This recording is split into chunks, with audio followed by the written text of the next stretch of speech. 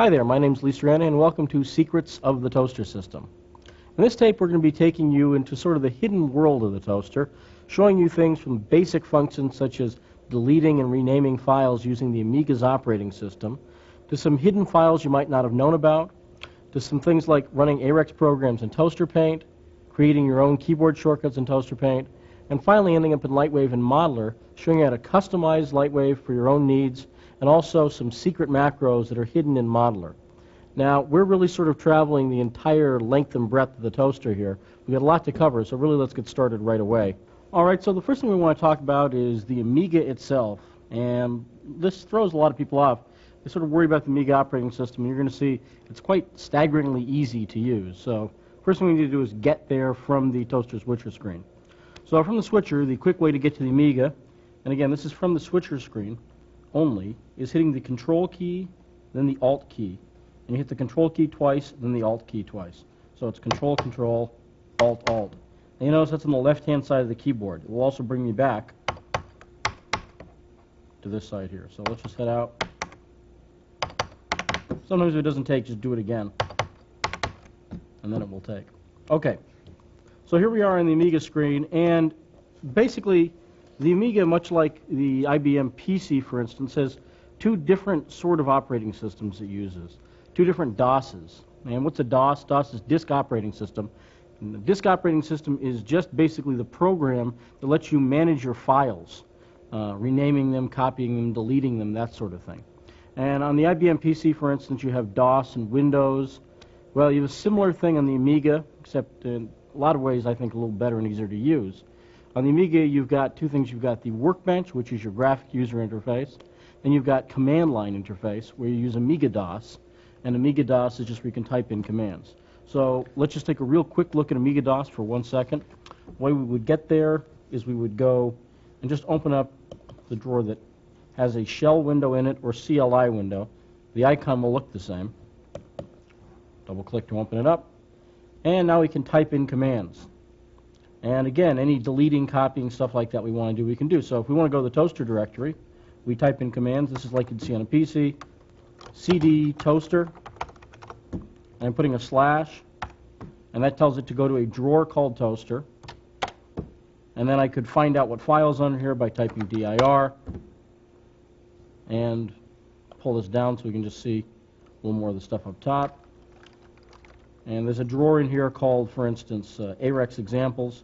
So I can go to it by typing CD, AREX examples. You're getting the idea here. Fun typing, and pretty much very, very soon it's called Dr. Kevorkian time.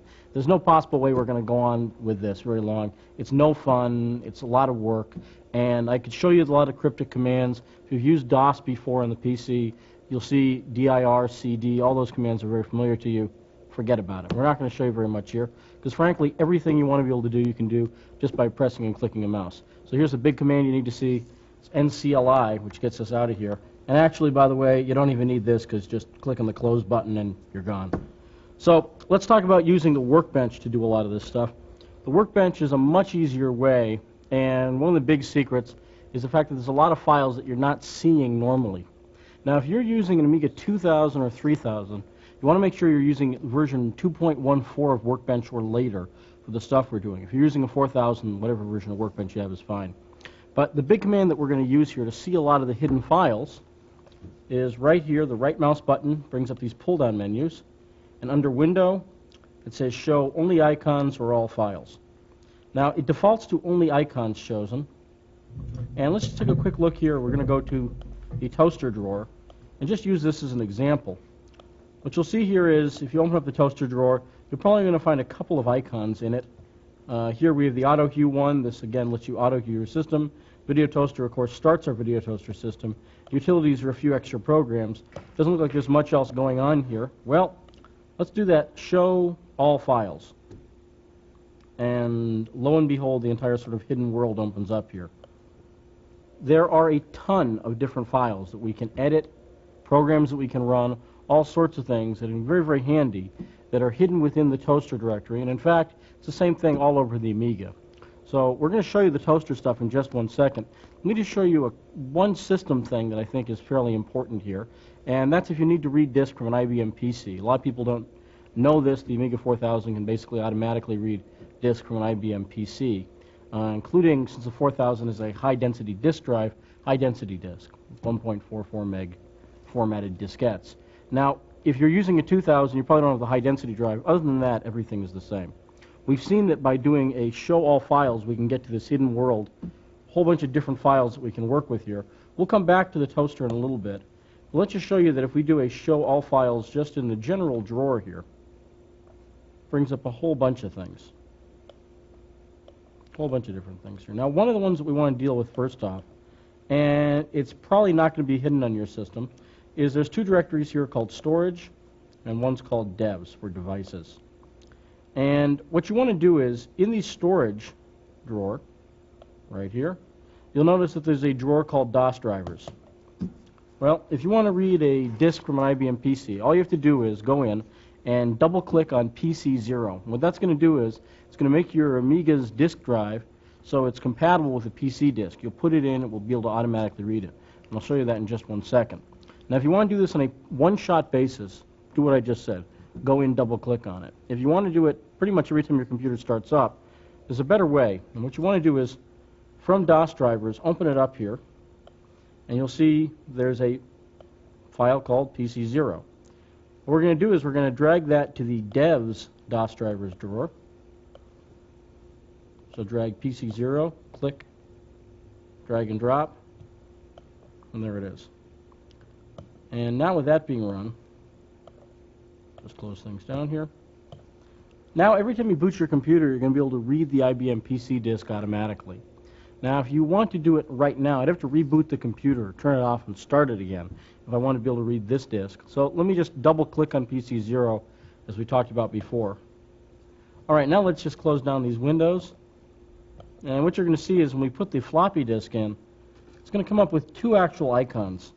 One advantage of the Amiga here over Windows, for instance, is that when you put a disk in, something actually shows up on the operating system. But it comes with one that says DF0 colon question mark question mark question mark question mark. And that's basically telling us, don't forget, DF0 is the Amiga's name for its floppy drive. Now, on the other hand, though, up top, it comes up and it shows us we got an IBM disk here. Double click, and there's nothing there. Well, why is there nothing there? Well, once again, it's our old friend show all files. We can't see anything here because none of these files have icons attached to them. They're not going to be visible unless you go up to the Windows drawer and pull down show all files. So you see we're going to use this all over the place. And we got a few pictures here, BMP format pictures. So if we want to use these in the toaster, could we do it directly? We got them here on the computer. Well, no. The reason why is the toaster does not read BMP format, for instance. It also doesn't read TIFF or GIF or any of the other file formats that are out there. It reads Amiga IFF file format. It reads Framestore format. That's about it. If you want to read these, what you should do is use some sort of file translation program. And there's a whole bunch of programs, so it's a little outside the scope of this tape. But the programs in the Amiga that you'd want to use basically are ASGG's Art Department Pro or GBP's Image Effects. Both of those have a whole bunch of different file loading and saving formats. On the PC, you could use Hijack Pro. On the Mac, you could use the Debabilizer or Debabilizer Lite. And all of these products basically let you convert one file format to another. But for a lot of people, just getting the data over to the computer, this is the biggest trick. And again, now, since you can read the PC disk, you can do it automatically. One more little side note there. The Macintosh can also read and write PC disk, either through Apple File Exchange or under some of the newer system software configurations. Just automatically, you put the disk in, it reads it as a PC disk. And by using this, sort of a third-party intermediary, you can go from Macintosh to the Amiga as well. You're on your Macintosh, you save it out in an IBM format disk, then you load that up onto the Amiga. Just really that easy. You're using the PC disk because it's something common between the Mac and the Amiga. It's one way to do it. There are other ways, but this is a quick, easy, cheap way built into the operating system. Okay, now that we've seen how to read those, let's get in and start working with some of the toaster files that we can work with here. And I want to start off by talking about just some of the basic problems that you have in the toaster, and one of them is just erasing stuff.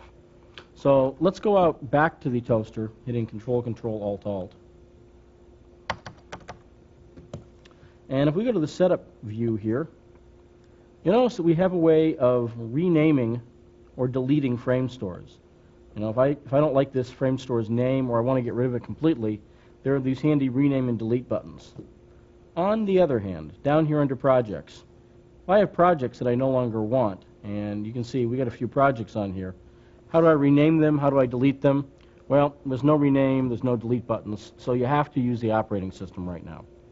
And it's real simple. Once you've seen how to find these things, it's very, very simple. So let's go out and find what we need to deal with here, show you how to rename and delete, because it's very, very easy, and then apply some of those principles to some of the other files that are in the toaster as well. So this is, again, one of those basic functions. By the way, another area where you end up doing this a lot is with objects or files you've created with LightWave 3D. There's no way from within LightWave to erase things. So let's just open this up. And there are 3 directories that the toaster uses. One is a directory called toaster, which is immediately available. You can see that. The other 2 file folders, though, you will not see unless you look for them.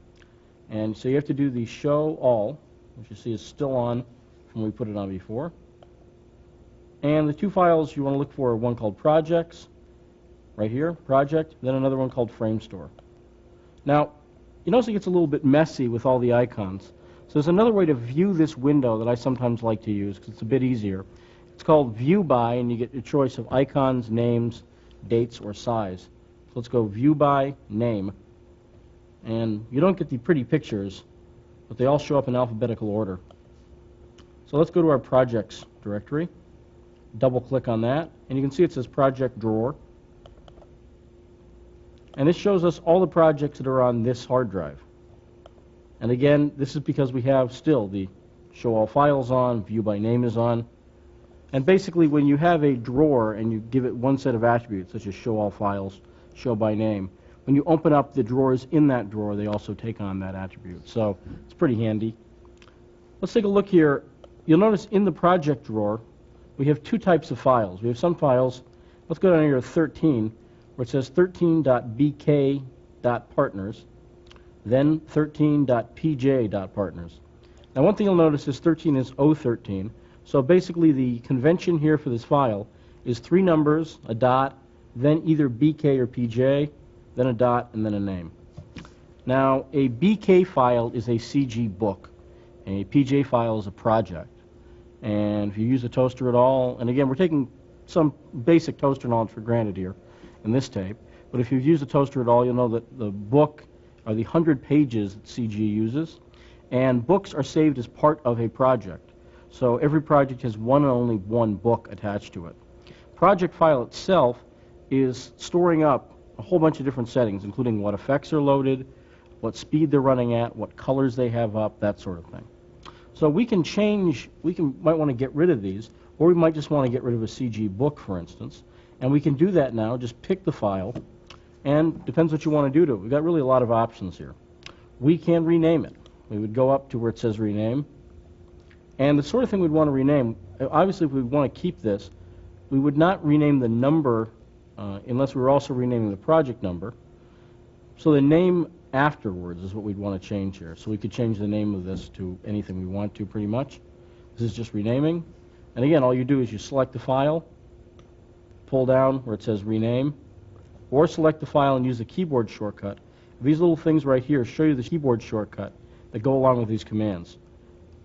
Any of these cases, the A key is the right Amiga key. And the right Amiga key is just the key to the immediate right of the space bar. And what you'll see is if I want to do a rename, right Amiga R brings that requester up. So we can go in here and rename files. We can also delete. See if we pull down here at the very bottom, it says delete, and if we decide to delete something, it will warn us. It will say if we delete this, we cannot get it back.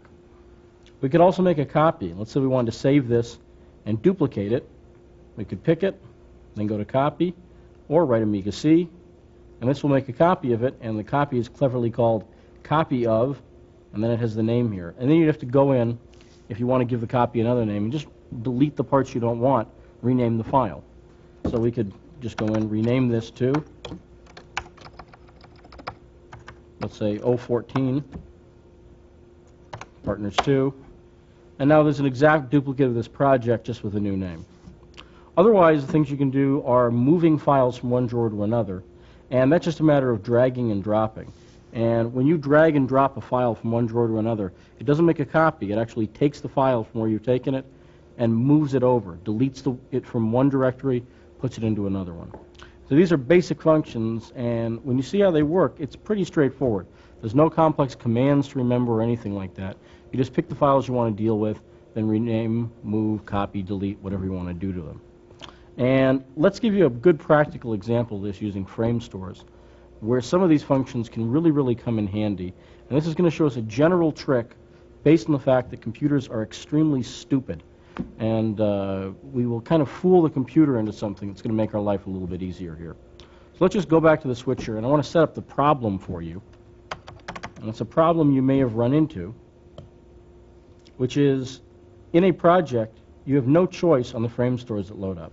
It's basically loading up every single frame store on this hard drive. And, by the way, there's no trick I'm going to show you here. It always does that. Whenever you go to Setup and you pick the drive right here under Graphics, basically it takes every frame store on that drive and shows it to you in a window there. Now, why does it know to pick every frame store on the drive? Well, what it does is it looks on the disk that you tell it, in this case HD1, and it looks for, in the frame store directory, every single frame that's there. So here's what we're going to do. And it's a pretty dumb trick. The computer is very stupid. It's looking on that drive exactly for a directory called frame store. So if we create another directory called frame store and take the original one and rename it to something else, like frame store 2, and you don't have to change very much, just one little change will confuse the computer here enough. So now our big files, the one that's got every single frame store in it, is in a directory called frame store 2. We've created this new empty directory called frame store. We can just put the files we want into that drawer, and the computer, as dumb as it is, will just find those files. And again, you're going to see this trick in a number of ways on this tape. Just the same little thing here of kind of fooling the computer into looking for something, and it's looking in the wrong place, basically. So let's go in and set that up. This is very handy, and you'll see it doesn't take very much time, and it keeps you from having to search through 50 frame stores to find the one you need for a specific project. So let's Control-Alt back. And we have two drives here. The one where our frame stores are is a drive called Frames, and this is the one called HD1 in our system. And let's just find the frame store directory. And we don't see it normally. You're not going to see it unless you do a Show All Files. I warned you we'd be doing this a lot. Open up frame store. And again, this shows us these all with the icons. It's a little bit easier for me to read them if I do a view by name. So just running some of the same stuff we've done again here. So here's our general frame store directory. And let's take this directory and rename it frame store 2. Now we're going to go and create a new directory. And so we pull down under Window, New Drawer, or use the right Amiga N key, and we'll create a new directory called Frame Store. And it's got to be called exactly Frame Store. And one of the reasons, of course, that we renamed Frame Store to Frame Store 2 first is that if we tried to make a new drawer called Frame Store when we already had one called Frame Store, trouble would result. So we don't want that. So let's just find the new one that we created. Here it is. And as you can see, it's empty. Let's do a Show All Files. No, it's showing all files. It's completely empty. It's a new drawer. We just made it. So this is what we want.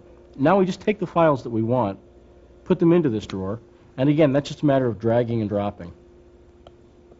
You'll notice it takes very little time to drag the ones we want over here.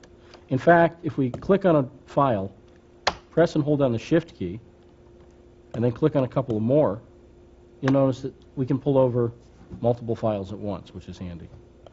Let's just quickly do a view by name here. All right. So now we pulled a few files in. And again, this is the kind of work you could do before a client comes over, before your boss comes into the suite, and it wouldn't take that long. Now, once this is done, all we have to do is go back to the switcher, and lo and behold, when we click here, well, okay, the files are all there. what happened. Well, what happened was when you go into setup and you select that hard drive, it basically goes to that drive and reads the frame store directory, and it stores that in memory.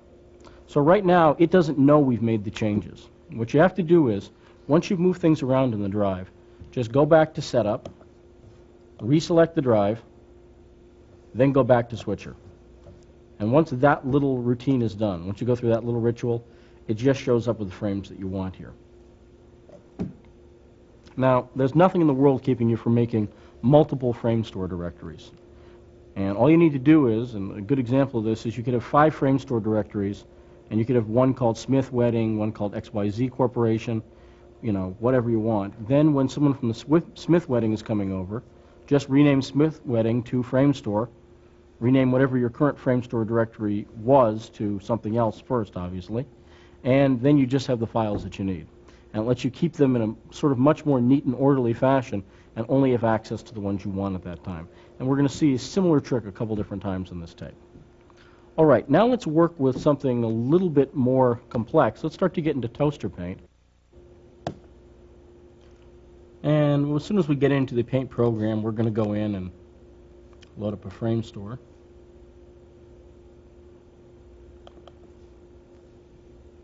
Just so we have something to operate on here. And Toaster Paint actually gives us a couple of opportunities to play around with some hidden things. Again, this is not meant to be a general Toaster Paint tutorial. We're going to take some Toaster Paint knowledge for granted here. But what we want to show you is the secret, hidden, cool stuff you can do with Toaster Paint, involving 2 things. One is the AREX macros that actually come with the program. And so this is going to show you how to run AREX programs in a no-brain, simple way. And then we're going to show you how to actually program your own macros, make your own keyboard shortcuts to automate certain Toaster Paint functions. And again, all of this stuff is surprisingly easy. So let's first start off with getting back to the Amiga screen from Toaster Paint, because there's a sneaky way to do it. We don't have to go out to the switcher and use the Control-Alt-Alt function. If we're within Toaster Paint, we can actually press and hold down the left Amiga key, then hit the M key. And every time we hit M, it toggles us through screens. And right here, it's just taking us through these different menus here. And that's because there's nothing active on the Workbench screen. So what we're going to do is we're going to go out and get something up on Workbench. Let's just exit the program quickly. This may happen to you, so just go back to switcher for a second. We'll use Control-Alt-Alt to get out here once. And all I'm going to do is I'm going to remember that shell window that we opened up at the very beginning of the tape. Let's just open that up.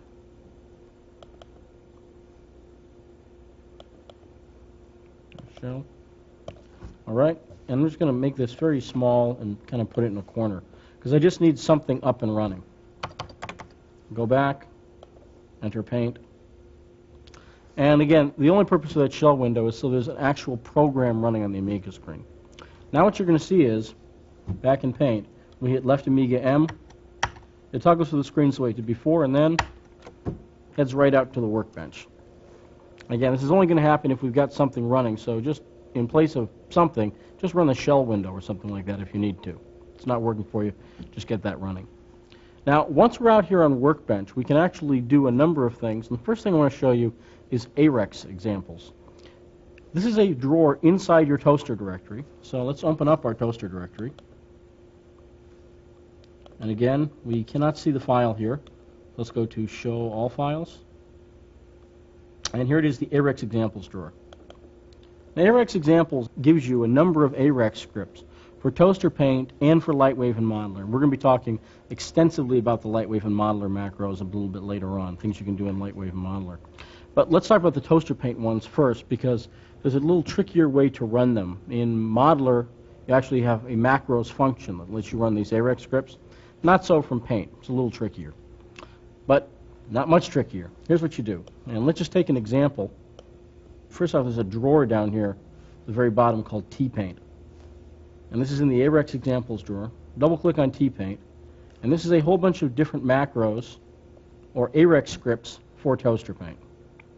Now, what can you do with these scripts? We're not going to drag them. We're not going to drop them. There's 2 things we could do with them from here. We could run the AREX script. We'll show you how to do that.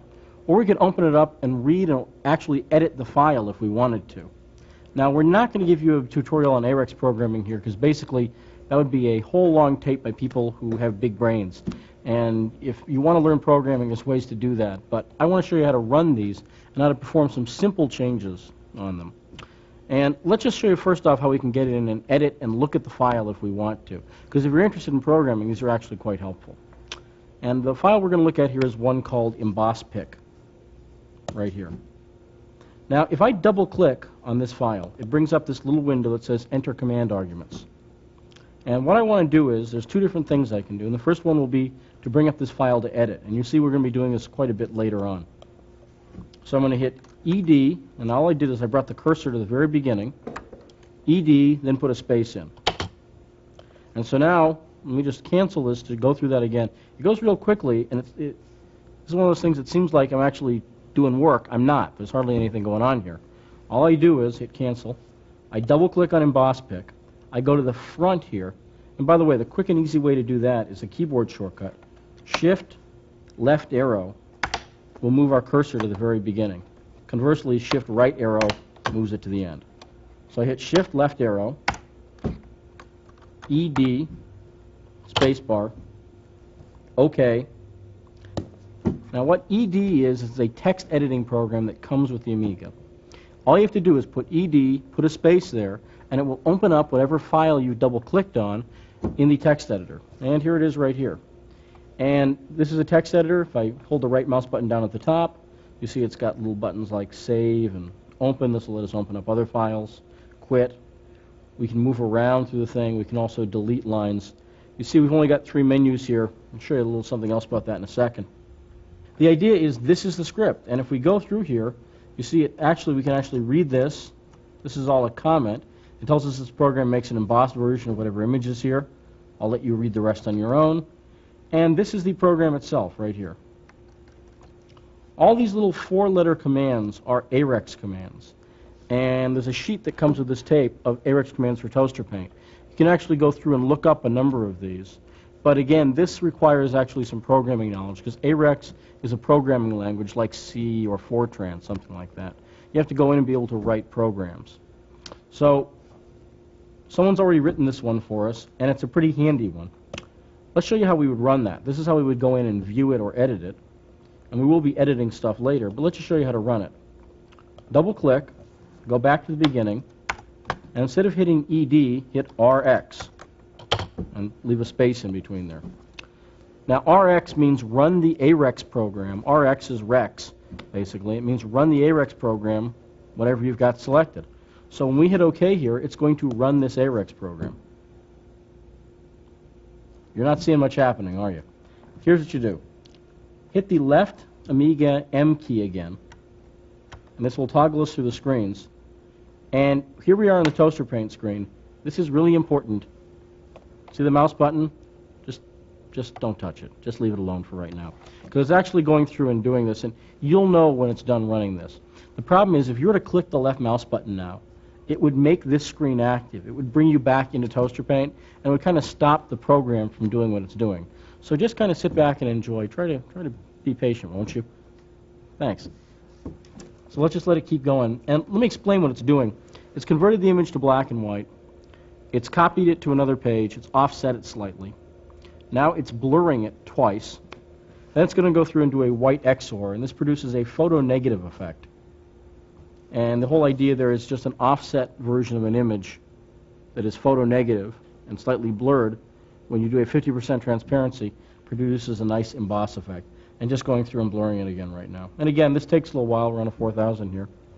But the blurring is the part that takes the longest here. You can move around the screen, by the way. Just don't hit the mouse button.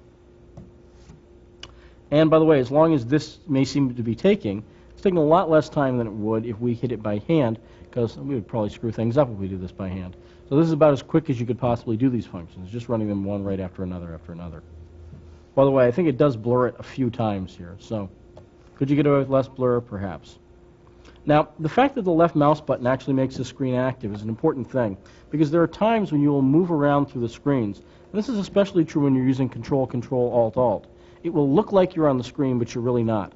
You you have to click the left mouse button, and by clicking the left mouse button, you make that screen active. So if you ever do a Control-Alt-Alt, go back to the switcher, and nothing's happening there, click the left mouse button to make that active, then things will work. So let's just take a look back. This is all real time, by the way. Take a look at the emboss already in progress.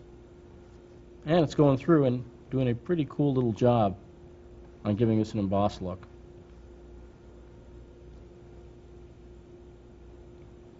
And now rendering it out. And here's the way it looks in the program monitor.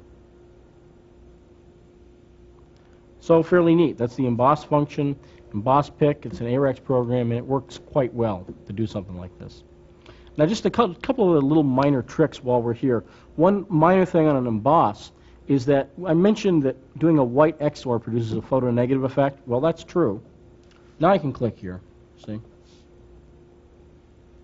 By the way, clicking, it's stamping down a brush, because when I clicked there, it had this brush picked up, so it thought I wanted to drop it. I don't.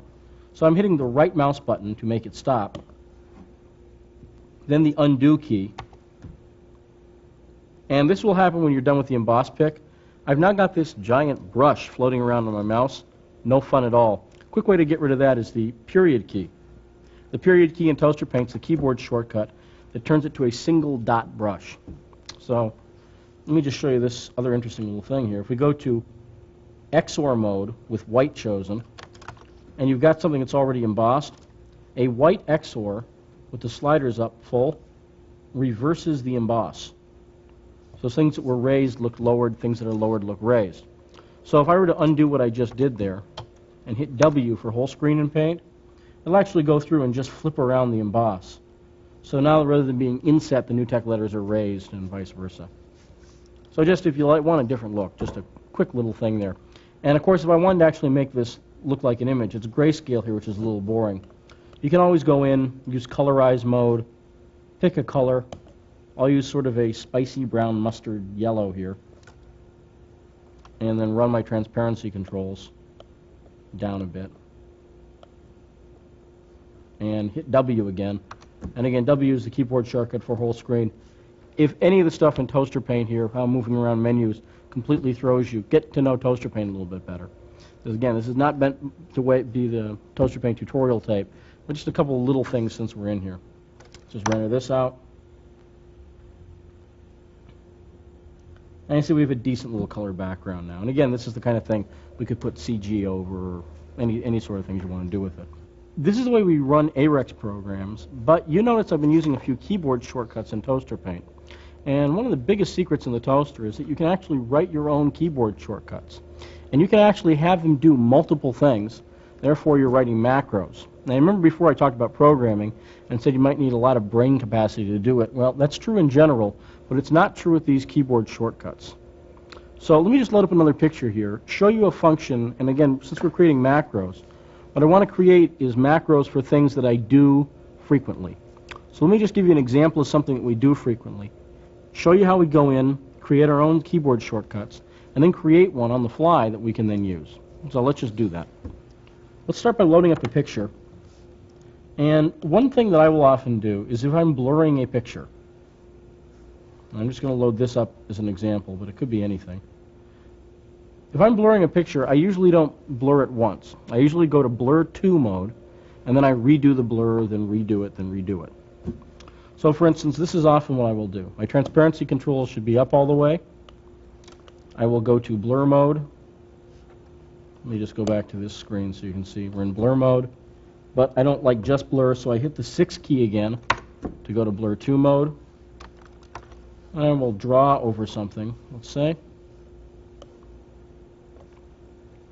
That will blur it once. Then I'll hit the redo key to do it again. And again. And again, let's say. So that's what I do when I blur things. Now, I don't want to have to do that all the time. I mean, there's a whole bunch of little commands there. So wouldn't it be nice if I could hit one button, and it would take whatever I just drew over, go to blur 2 mode, and blur it 3 times? Well, okay, it would be nice. And so let's just program a keyboard shortcut that does that. And in order to do this, we're going to use another file here. Let's just hit left Amiga M. And by the way, play around now that you see how to run these AREX programs. go through and run them to your heart's content. There's a whole bunch of interesting little ones here. Sepia tone does automatic sepia toning. There's one that creates storyboards out of frames. Again, feel free to go through and run these. Most of them tend to be towards the weird and not that useful one. For instance, there's one here called TP Smiley, which makes a giant 70s happy face. But it's in there, it's free, so you might want to try this. But again, sepia tone, a few of the other ones are kind of interesting. So here's the new file we want to look at, and this is where Toaster Paint gets all its keyboard shortcuts from. In the Toaster directory, there's a drawer called Toaster Paint Startup right here. We open that up, so it's Toaster Paint Startup, and inside that directory, keyboard.txt.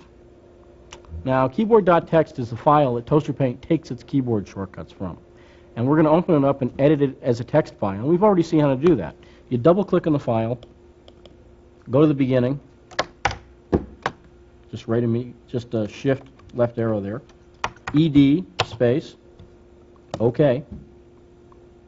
And here's the file. And if we just scroll through this a little bit, kind of makes your head ache, doesn't it? Don't worry, this is quite staggeringly simple. Let me show you an example of a keyboard shortcut we've used already, one that we showed you, show you how it's actually programmed in here now, then give the idea what we're going to do, because it's really very, very easy. The one we're going to show you is redo. Now remember the redo keyboard shortcut is A, and let's just go up here, and what you'll see is, starting from the top of the file, there's a whole bunch of lines that say boot. Now anything that says boot in the front are commands that are run at the very beginning. We're going to come back to that in just a few minutes and show you how to change the default brush type that comes up, for instance. But let's, for right now, just talk about the keyboard shortcuts themselves. Right below the boot is a small A key, and just a space between it, then it says redo. And below that, capital A, space, redo. Small b, space, skiz, S-C-I-S, so on and so forth. Now the first thing there, the letter, is the letter of the keyboard shortcut. So when it says small a, that means when you hit small a, run this. And the command that's telling it to run is redo. All the commands in Toaster Paint are these 4-letter AREX commands. Every single command is just 4 letters. Sometimes 4 letters with numbers after it, as you'll see when we start drawing stuff, but all 4-letter commands. The command in AREX to do a redo is redo. That's convenient. It shows you here that when you hit a small a, it does a redo. Hit a capital A, it does a redo. It also shows you when you hit a small b, it does a skiz, S-C-I-S. And this over here, this is just a comment where it says brush scissors. That's just something the programmer put in to remind themselves and anybody else reading this file what this function actually does. So here's the way you program these. And I want to show you one just dropping it down a little bit here, which is the Shift-K key for clear screen. Because this is where you start to get an idea of the power. You notice it says Shift-K, Shift-K, Shift-K 3 times. And each Shift-K is a different command next to it. Well, what it does is when Toaster Paint's keyboard shortcuts encounter something where you've got the same letter done a number of times, it will run every command in order top to bottom. So, first it does CBX 0. And the comment here says that means choose color 0. Color 0, by the way, is black. It means the first color in the palette. Then the next command that it runs is CLRS, clear screen. Then the next command it runs is CBX1, which is choose color 1, which is white.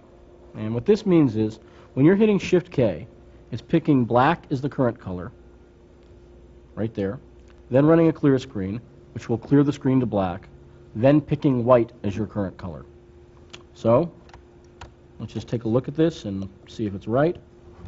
I hit Shift-K. Yep, clears the screen to black, and white's our current color. So, what have we learned here? What we've learned is that you can run multiple functions in a row, and this is how we can program macros. And so let's program one. And you will notice when we go back to our little edit window that there is nothing here for the small k. The small k, there's no keyboard shortcut that uses small k. So let's make that our blur keyboard shortcut. Now it's just a matter of thinking through what we want this to do. What do we want our keyboard shortcut to do? And in my case, let's say I want it, so when I draw something, any shape, it will automatically put me to blur mode, and then redo it 3 times. Well, one problem is, do I want to do that before or after I've done? Well, probably after I've drawn something. So what I'd want to do is I draw a rectangle, let's say. Then when I hit K key, it undoes the rectangle. So let's make our first command here undo. And the 4-letter command for undo, and you can look this up on the page that comes with the tape, is, not surprisingly, undo. So, small letter K, type in undo. So now it is undrawn the rectangle we've drawn. Next, put another small K here. Next we want to go to blur mode. So we type in blur. By the way, blur is the 4-letter shortcut for blur mode. If we want to go to blur 2, which is the blurrier blur, we could either do 2 blur commands in a row or use blue 2, which is what we'll do. So it undoes it, goes to blur 2 mode. Now, just to make this completely idiot-proof, I want to make sure that my transparency sliders are all the way up. Because let's say I'm a complete moron, which is often the case, by the way, and my transparency sliders are down at the bottom. Well, this means it's not going to have any blurring effect at all. Not very useful. So we want to set both our center slider and our edge slider up to the maximum position. And, again, looking at it, keyboard shortcuts for that, the AREX commands for that, are max, MAX, E, all right in a row. And that means max edge slider. And again, you can look this up on the sheet, but it kind of makes sense. Then small k, max C. This will put the sliders up. Now, our sliders are up. We're in the right mode. Everything should be set. Let's have it redo. We've already seen that one. Then have it redo. And then have it redo. Done. Now, if you want to make this a little clearer when you're looking at it, I could actually go before the keyboard shortcut and just put a blank leading space.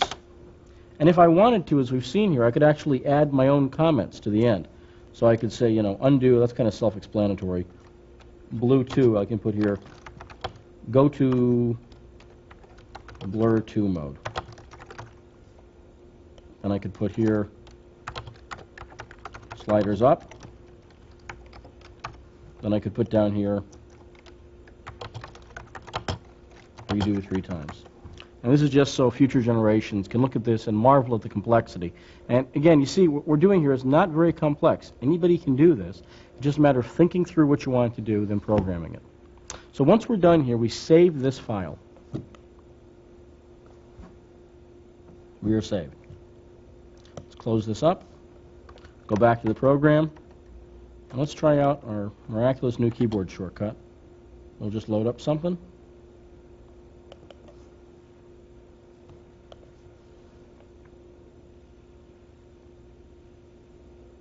And I'll stop it right about here because we get enough of the idea from this part here. I'm going to draw a rectangle around it. Should be a filled rectangle probably. Yeah, good. Filled rectangle. And I'll put myself into a different, just to beta test this, I'll throw my sliders off. So, there we go. Now I hit the K key and nothing happens. This is real similar to what happened before when we went back to Switcher. Problem is Toaster Paint reads this keyboard shortcut file once when it initially loads up. So if you change the keyboard shortcut file with Toaster Paint already loaded, it's not going to be able to keep track of what you've done. So what we're going to do here is let's exit out of Toaster Paint, quitting it, shutting it down completely, then restart, and now it will reread the Toaster Paint file. Now if you want to, you can make a copy of your Toaster Paint keyboard.txt file before you go in and make any other changes. And that's probably not a bad idea if you're a nervous type and you don't want to screw anything up too badly. All you do is go there before you start editing it, pick it, copy it, and then you've got a backup file that you can use. But in this case, we've done everything properly. We load up the file. I'll try it out. Draw over an area. Hit K. Undoes. I can see down here it's in blur 2 mode. and it's blurring it a few times. It works.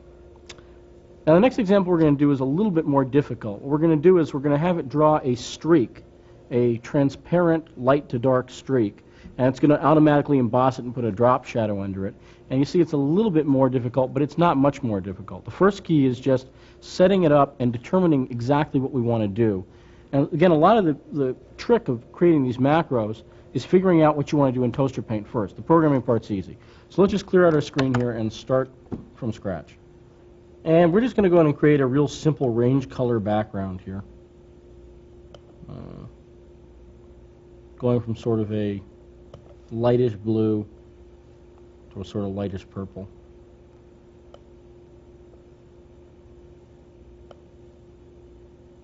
And let's just set our sliders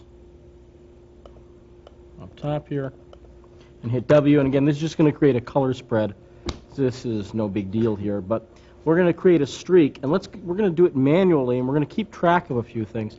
And this is where you might want to have a paper and pencil handy to write some of these settings down, but it's really pretty straightforward. So let's just go through here and think about how we would set this up. And what we're going to do is we're going to do the steps one at a time, thinking it through, and then we're just going to translate into that writing a macro. So let's double click on this, go to Ed, leaving a space there, and let's find a blank spot. And what I'm going to do is I'm going to use the Shift-A key here, because we've got two keys assigned to redo, so I'm going to get rid of one of them. And again, if you're nervous at all about this, make a copy of your keyboard.txt file. You can always go back to the original one. I am not nervous. I am boldly adventuring forward here. So we got the capital A key selected, and what we're going to do is let's just go through this in a step-by-step way and think about what we do to create a streak. So the first thing I would do is I would go to a different brush type. I don't want the round brush. I would probably go to the smallest brush here. So let's program that. Go back. So the first thing our macro is going to do is the first thing that I did here, and that's going to change our brush type. And the keyboard shortcut for brush type, the AREX command I mean, is BRT and then a number. And it's 1 through 7 basically. So BRT, which is brush type 1, is that single pixel brush. Okay? Next step. Next thing I would do is I would pick the filled rectangle tool. Now the filled rectangle tool, let's go through and set that up here. First you have to tell it to go to draw rectangle mode. And again, all of these things are listed on that piece of paper you get. So I know it's DRRE, 4-letter command, draw rectangle. And then I have to go flan, a popular dessert, but also flan is basically fill on, F-L-O-N, fill on. Floff, F-L-O-F, is just fill off. So we go to flan. Let's go to the next one here. So we got the filled rectangle with this small brush. And now I would go to normal mode. And I could actually have it pick a color. So it forces you to make this streak whatever color, you know, any color, always blue. But that's a little inflexible. What I'm going to do is I'm going to have it take whatever color we've got currently set up. So I'm not going to change the color, but I am going to change the mode. And what I want to do is go to normal mode. The AREX command for normal mode is PMCL. That's paint mode clear. PMCL. You remember that the AREX command for blur mode was the 4-letter command blur. Well, a number of the paint modes, if you look at that sheet, are PM something. Paint mode CL is paint mode normal, as we've just seen. PMDN is darken. PMLN is lighten, for instance. So we'll just go to paint mode normal. Now comes the fun part. We have to draw, and we have to give it exact coordinates when we go through and draw here. And so what we're going to do is we need a way to view the coordinates, and the way in Toaster Paint to do that is click on the mode button here, and this will give you coordinates as you move around the screen. And the coordinates, the only thing that's sort of funky about them is you notice right here, for instance, I am at 0 on X, let's say 50 on Y. Well, as soon as I start to draw, the coordinates change to showing not my current coordinates, but how far I've moved from where I originally was. So right now it shows 102X, 45Y. That doesn't mean I'm on 102X and 45Y. It means that I'm at 102 plus 0, which is 102, but I'm at 45 plus 50, so I'm really at 102.95. I told you it was fun. That's the only thing you have to bear in mind, is that it's not showing you actual coordinates, but the coordinates become relative at that point. Okay, let's not sweat that. Let me just undo, because this isn't what we want. Let's try drawing our streak again. And I think starting at about 0x 50y works. We'll drag it across all the way to 752x. Let's try 90y. And let's see how that looks. Let's hit F10 to render it.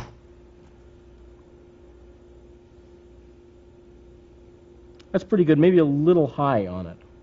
So I undo and draw again. Also, I can see that there's one other problem here.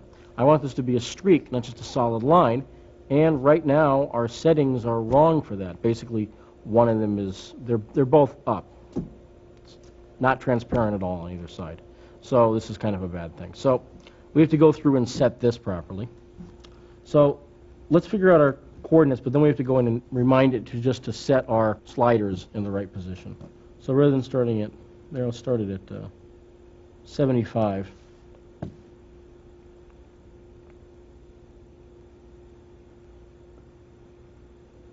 And I lost my coordinates when I went down here. If I need to check them again, all I have to do is bring back the toolbar here and then move to the bottom, and I can see, okay, I've moved to 751 by 171. So we'd round it off to 170. Let's just see how this looks. That's fine. That's a good looking streak right there. So let's say that our coordinates for this are going to be 0, 75, and then 751, 170. Okay, that's what we're going to set up for coordinates. Now, we're going to go and draw that in a second, but let's set up first off the transparency controls. Remember, we used the max C and max E before. Now we're going to use max C min E, which is going to give us maximum and minimum. That's all it is. Have one of the sliders go all the way up, the other one go all the way down. But in order to do that, of course, we need to switch this control here to be a left to right gradient, and then move it all the way over to the left. So we basically, again, everything we do here in the program, that has to translate into a keyboard shortcut. That's to translate in the file into an AREX command of some kind. So if we were going to set it up like this, that's 4 commands. One to put it into this mode, another one to move it over to the side, one to move this slider up, another one to move this slider down. And the order you do them in is important, because if we don't take ourselves into this mode first, let's say we decide to move the slider down first, and then this slider up, well, in this mode of the hotspot controls, they move together. So we move it down, and we move the other one up. Well, they're moving at the same time. So what we have to do is, in order, select this type of control, move it over, then put one down, one up. So let's just set that up here. So the first thing we need to do here is toggle off the control for that slider. And the way we do that is a command HVOF, horizontal and vertical off. Then we need to do HARR, H-A-R-R, which is going to make it a horizontal slider. And then we want to move it all the way over to the left. And the way we do that is with another script command here, which is hot H. In other words, the position of the horizontal slider. And then this is one of those things where you have to actually enter a value afterwards. And these are hexadecimal values. Far over to the left side is $, then 4 zeros, 0000. Over to the far right-hand side would be $8000. And it's just hex numbers, and it's just far left, far right. So now we've set that up. Now we can set it up so the center slider is at maximum. So max E. Max C, actually, because C is the first letter in center. So just setting this up right. And again, I'm being careful in going through and doing this, but I just hit max E by accident. If I hadn't noticed that, the script just would have run incorrectly, then I would have to go back and find the bonehead mistake I made. And that's the whole trick here, is just not making those mistakes. So anyway, this one caught in time, then min E, We want the edge slider set to a minimum. And now we've set up our sliders. We're in the right draw mode. Now we have to have it draw. And the way we do this is with commands called pen down and pen up. In other words, where should it start drawing? Where should it stop drawing? So first we will run pen down, P-N-D, pen D. And then we give it the X, Y values. And remember, we're starting at 0 on X, and we decided to do 75 on Y. Then our pen should go up at, we decided, 751 and 170. There we go. So this is going to draw the slider right across. Now, this will just draw a simple streak, and there's no problem with this. This would work. It'd be okay. But let's get a little fancier here and add a lighten and a darken at the top. This will create an emboss effect where we add a thin strip of light and a thin strip of dark. And in fact, if we draw another one underneath it, it will create a shadow. If we were to do this on the graphic now, let me just show you how it would look. What we do is, with these set up like this, we'd go to lighten mode. We draw a lighten across the top. Then we go to darken mode. We do a darken along the bottom. Don't forget the rectangle that I drew here isn't actually fading, so. And anyway, here's the emboss effect. Lighten at the bottom, lighten at the top, darken at the bottom. If you want to get fancy and put a drop shadow on it, you'd actually just draw it below here. So it ends something like that. And that would look like this. Where it puts the darken, and below that the darken actually creates the effect of a shadow. Easy.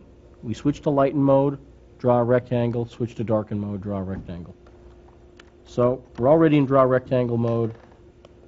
Our sliders are already set the way we want them. So let's go to lighten mode first. Remember, that's paint mode, lighten. Then our pen is going to start drawing at exactly the same place it drew before. So we do a pen D, 0.75. But now we want it to actually stop drawing, not all the way at the bottom, because that would lighten the whole thing. But let's say, oh, I don't know, 20 pixels down. So instead of our pen up being 751, 170, it'll be 751, which will put it at the far right-hand side. But let's say 95. That's it so far. So this will draw a thin lighten, 20 pixels tall across. Now we go to darken mode.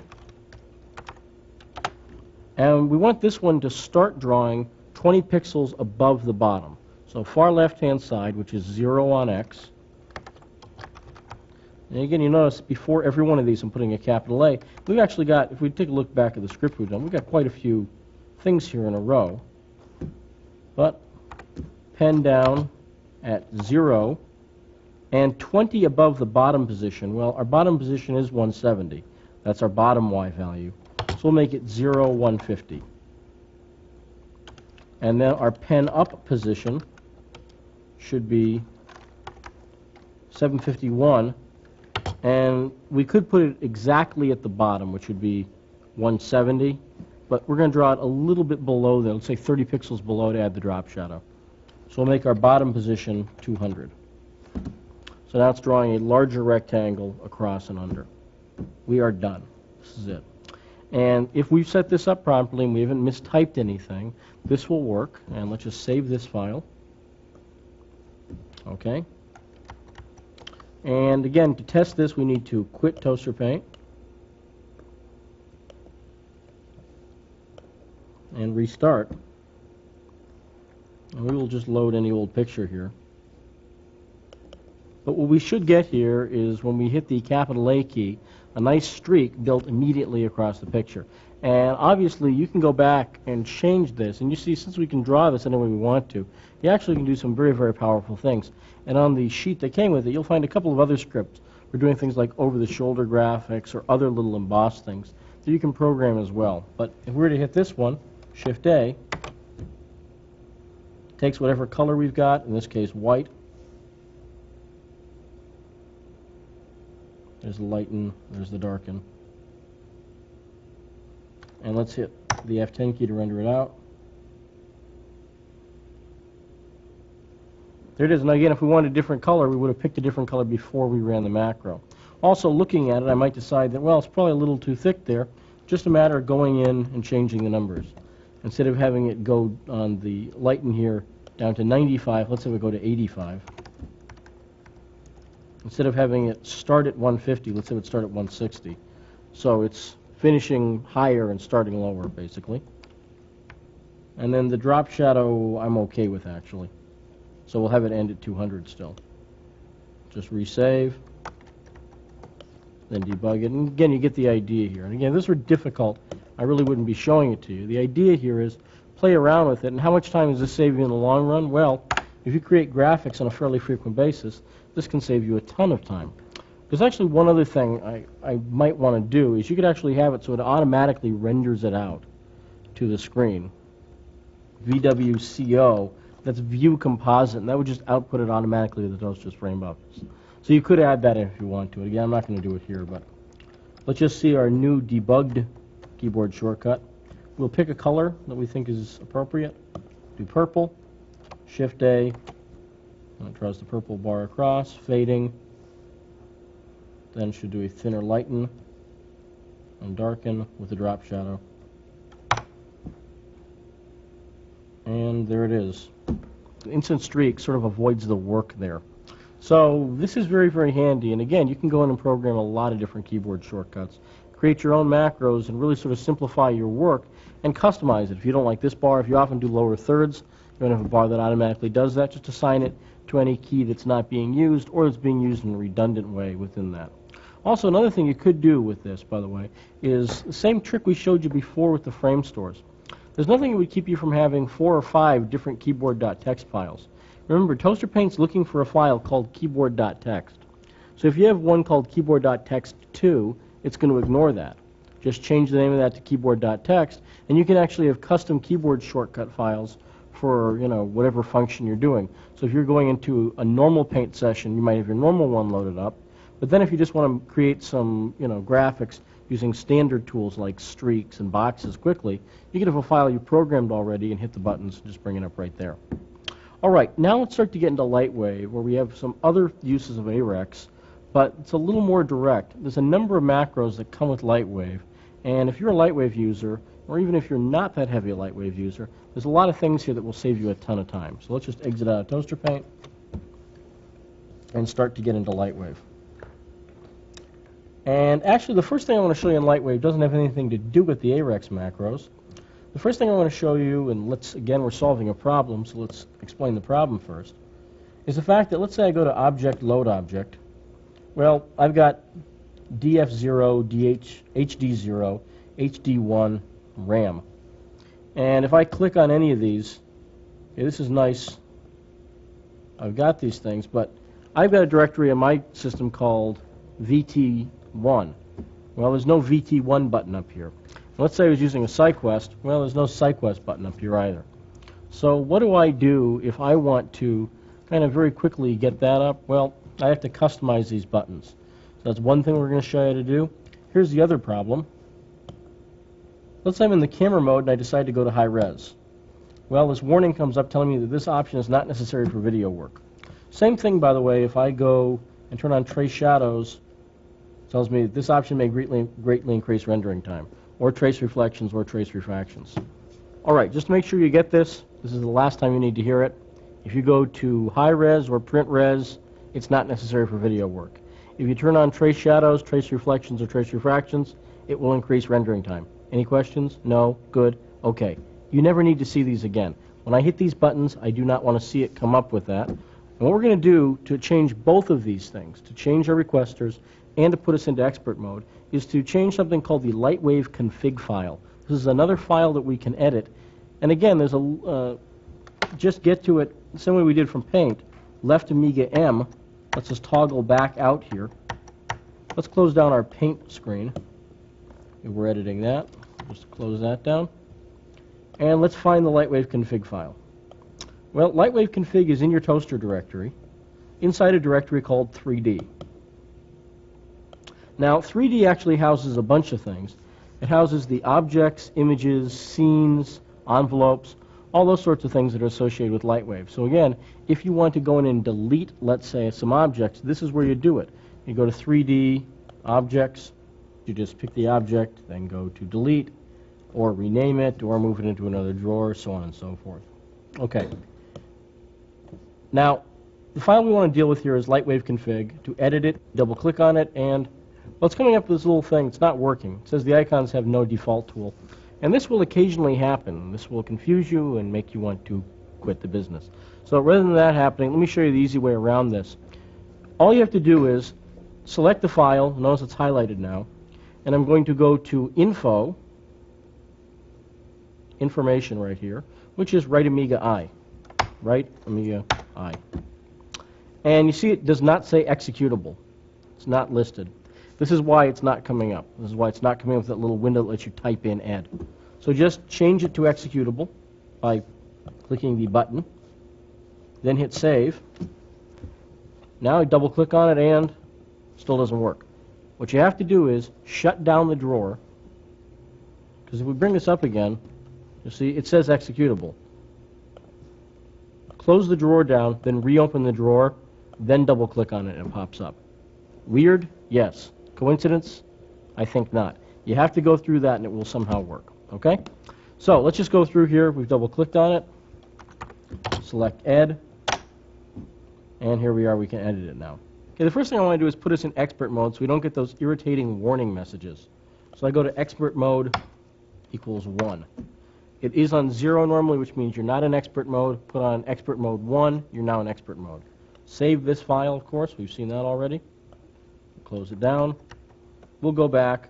Now when we click on print res, okay, the irritating warnings come up. But wait, we know about this. We know that if we shut down LightWave and then restart it, because the way computers work, it's going to reread the file at the beginning. And now when we go in and we hit on print res, it's not going to show us, nope, still doing it. Here's why. And this is an important thing. If you thought you were on to me, guess again. Here's what's happening. And this is only with LightWave, but it's really important. If you're going to edit the LightWave config file, do not have LightWave up and running. Repeat, shut down LightWave before you edit the file. And this is important because LightWave actually, here's what it does. It's not just that it reads it in at the beginning like Toaster Paint does. It reads it in at the beginning and then rewrites it. And any changes you've made get ignored completely because it reads it into memory at the beginning, holds that in memory, then rewrites it with any changes you made in LightWave. But if you've gone out and you've edited the file with LightWave up, it'll completely ignore those changes. Now here's an example of that. Let me just show you why it works this way. You'll notice that under the record menu here, I don't have anything. No record setup, no record command, nothing like that. And indeed, if I were to open up this file, take a look at it, right down here, record setup 1, none. Oops, let me get rid of that. Record setup 2, none. Record delay, 0. First frame delay, 0. Okay. Close this down. What I'm going to do is I'm going to go in, I'm not going to edit the file, I'm actually going to make those changes here. I'll go to record, record setup, I'll just enter a bunch of garbage. Same thing under record setup 2. I'm just entering garbage to change this, by the way. You might actually use these settings, but your single frame controller may vary. Actual mileage may vary here, so try it with whatever your controller is. A lot of people don't use single frame controllers anymore, though, so some of these commands are less than relevant. But the point here is I've entered a couple garbage things here, and I'll enter 5 for our first frame delay, and then 3.14159 for our extra first delay. I will exit out of switcher. I will shut down LightWave. Then I will re-enter LightWave. And what you're going to see is any of the record commands that I entered there have been remembered.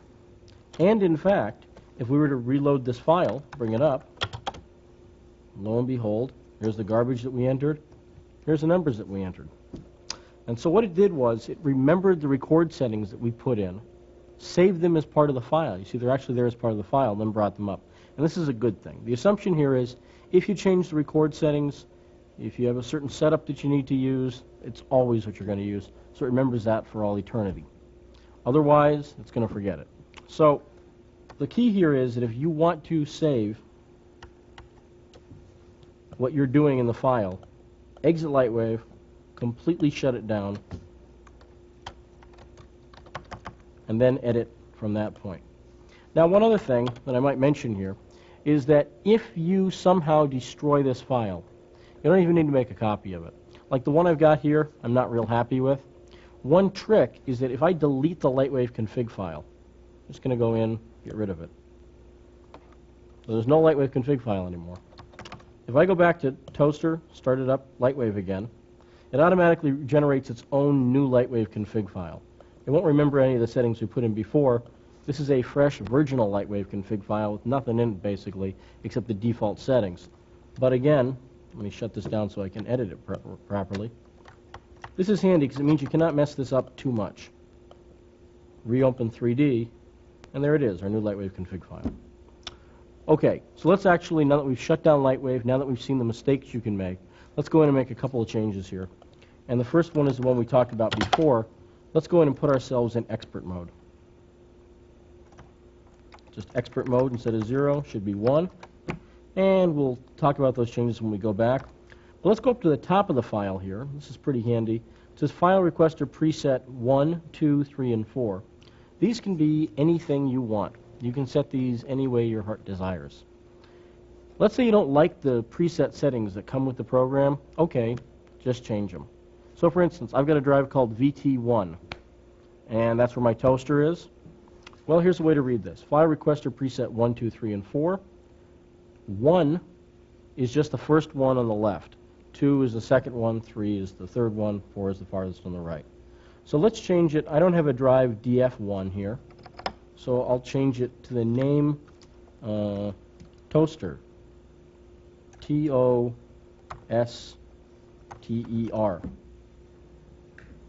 It's not that I don't know how to spell. It's that you can only use 6 characters there, so I got rid of the A.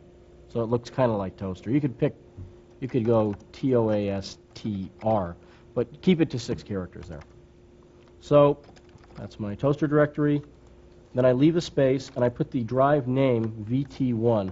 And this is just as it would appear on the setup screen. You have to put the colon at the end there. Now, another thing you could do is have a button that automatically goes to the frame stores directory. So instead of DH0, let me change this to HD1. And we'll put this to be HD1. And instead of the RAM disk, which is using your computer's memory as a hard disk space, I hardly ever use that. What I want to do is I want to, let's call it frames. And frames will just be my frame store directory. And again, we're storing the frame stores on another drive here. So the frames are on HD1 on a drive called frame store. Okay, we've made a number of changes. We will go up here, save the file, shut this down, Control, Alt, Alt back, load up LightWave, and the first thing you'll notice, go to Objects, Load Object, hey, Toaster HD1 frames. Hit on frames, it brings me straight to my HD1 frame store directory just as we entered there. Hit on Toaster, brings me to VT1. This is extremely handy. Now, if you want to get back, and here's just another general LightWave hint. Let's say you go to your frames directory. Now I want to get back to where my objects are. There's 2 quick ways to do that. One of them is to clear out this path completely. And the slow way to do that is go over here and then use the delete key. That'd be kind of slow. One quick way is the right Amiga X keyboard combination. And that's if you have anything entered in this path name here, hit right Amiga X, clears out everything. Now with this path requester cleared out, I hit the return key, and it brings me back to the top, sort of an overview of my envelopes, images, motions, objects, scenes, and surfaces directory. Now I hit objects, right there, I'm back to my objects directory.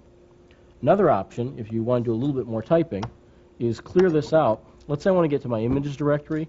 Just type in the word images. Here's my images directory. So there's 2 different ways to get yourself back to where your objects and stuff like that are, rather than using these parent buttons to search aimlessly through your drive to try to find things. The one I like to use is just get rid of everything that's in there, hit return, then click on objects. You're right there. All right. Now we've got this set where we want it. Let's check on the expert mode. We set that to 1. So now we hit high res. Lo and behold, it just goes here without giving us the warning. Also, if we turn on any of these buttons, it doesn't warn us. Now we're in expert mode, and let's just take an example to see how this affects things. If I were to load up an object, let's say, any old object, and I were to save this object over itself, I'm going to hit save, and I'll leave the same name. So potentially this could erase the object that's there, replacing it with our new one. We're in expert mode though, so see, it still warns you. Remember, this is expert mode, not suicide mode, for instance. So what it does is it just gets rid of those irritating warnings that we showed you, and a couple of other irritating ones, but nothing you need to worry about. It doesn't keep you from, it doesn't make it so you can erase files easy or anything like that. There's no possible harm you can do to your computer by being in expert mode. You already have the knowledge. You are an expert now. I hereby ordain you. Okay, that's what we're going to cover in LightWave, changing that LightWave config file. You may notice there's also a modeler config file. We never need to go in and edit it, though. The same way we showed you in LightWave, that you can actually change the file by changing settings here. Well, everything in the modeler config file you can change that way, too. Let's head into modeler a little bit, because this brings up a couple of points here. First off, under options, you'll notice you have things like polygons, triangles, quadrangles are automatic, whether they're one-sided or two-sided, the curved division, coarse, medium, or fine. Well, if we look at the mod config file, you'll notice it has stuff like, the curved division, or whether they're one-sided or two-sided, or whether they're quadrangles, triangles, or whatever. So you really don't need to worry about this too much. Nothing you need to think about. All you have to do to change the mod config file is just change things in Modeler. Now the big thing in Modeler, though, is the fact that you've got a number of AREX macros. And they are stored here under the macro function. This brings up a list of all the AREX macros. And there were really a couple problems with the AREX macros. One of them was they weren't described real well in the manual, and not supported real well there. And the other problem is that there's a number of macros that are actually hidden. Now let me give you an example of a problem that we need to solve. There's a hidden macro that can solve very, very easily. What I'm going to do is I'm going to load up here an object, and from the food directory I will load up the pop can. Hit the A key to view it. And what you'll notice is, let's say we try to do a bend on this pop can. Well, it's not working real well, and that's because there's only one polygon. Let me undo that. There's only one polygon from here to here. And so what's happening with this one polygon, it's not bending, it's just torquing the polygon. Now if we had a number of polygons dividing that, this would work real well. Then we could bend it and we wouldn't have any problems. Now, if this sounds familiar, you might own another tape in this series where we took this very can and solved this very problem, and we used a number of different steps to do it. In fact, let's take a look at the tape right now, forward fast, if you want to slow the machine down, and you can try to get all this, but here's all the steps we had to go through.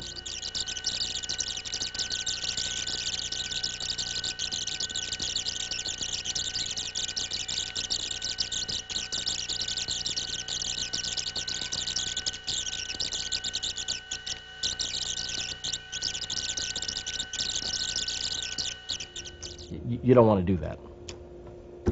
Here's a better way, and it's a macro called Julienne. Now the problem with the Julienne macro is that it does not show up on the macros menu. It is a hidden macro. You will find no Julienne macro here. You will find, and a few people know some of the macros here, useful ones like haiku, which automatically generates a haiku. It's just there. It's like the smiley face, not very, very useful. Although it is actually a useful program example, which is one of the reasons it's there. And it's kind of fun, but it's not anything useful in a day-to-day 3D setting. So here's what we're going to do. We're going to use the macro called add macro. It's at the top of the list here because it begins with an A. You'll notice this is in alphabetical order. And the add macro lets you add macros to your macro list. Basically, it finds a macro, so we're going to run add macro here. Just highlight it and release. And then it shows us a list of the macros. And you will see here, julienne.lwm. Select it, hit OK. And now when we go back to the macro list, hey, there's the Julienne macro. Now if you want to save this macro as part of your list permanently, all you have to do is go up to the top where it says Configure List. And then you see it says Macro List, Load, Save, Clear. Just hit Save. Give it the same name, And basically, we've now saved the macro list over itself with Julienne as part of it. And what you'll see is, we go back to layout, if we shut down modeler, restart it up, next time we come back in, there's Julienne right there. So this is the quickest way to add these macros, and again, there's a couple of them that are just completely hidden from you. Now, Julienne is incredibly useful. Let me show you how it would work. We will load up the pop can again. And rather than go through all the steps that we had to go through before, all we do is we pick these center polygons. And then we want to split it into more divisions top to bottom. Now, the Julienne macro, when you run it, it only has a couple of settings here. One of them is axis, one of them is number of divisions. We're going on the y-axis. We want to split it up like this, top to bottom. So we pick y-axis. How many divisions? 20 looks pretty good to me. So we hit OK. Then you wait a couple seconds. And what it's doing is it's going through all the work we had to do before, pulling out the polygons and resegmenting it. But it's a lot easier and quicker. There you go. Done deal. That was real time, by the way. Go to the bend function, click and drag. You see the bend works a little bit better. This is an example of an extremely simple macro, but the point we're bringing here is that there are some macros that are hidden from you that you do not see normally. You can easily add them to your list.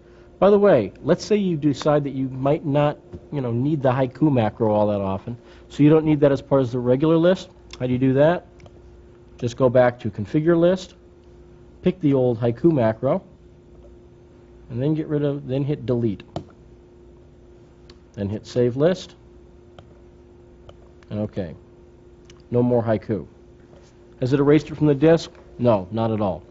What the list is really is it's a referent to the file. It's just saying make this visible as part of the regular list. It doesn't erase it from the computer at all. In fact, if you decide a few weeks later you really need the haiku macro, you can go back and it's still right there. Just do the add macro and it will come right back to you. So by using the add macro and the configure list function, you can go in and make a nice, clean, lean list that just has the functions that you want on it. Now let's go through and show you a few more of these functions, because there's a number of macros that I think are interesting and kind of helpful for setting up some things. And let's actually start just by adding a couple of macros here that might not be on your list. First one is called LightSwarm. Do an add macro to add that. Next one we're going to add is called pclone. And finally, we're going to add one also down the list called prick. No jokes, okay. LightSwarm, particle clone, pclone, and prick, all with .lwm after them. And these show up on the menu as LightSwarm. LightSwarm actually just called LightSwarm. Pclone is particle clone, and prick is called random surface points. And we'll be using these a little bit later. But let's just add those now to get that out of the way. And just go in, configure list, and save the old list.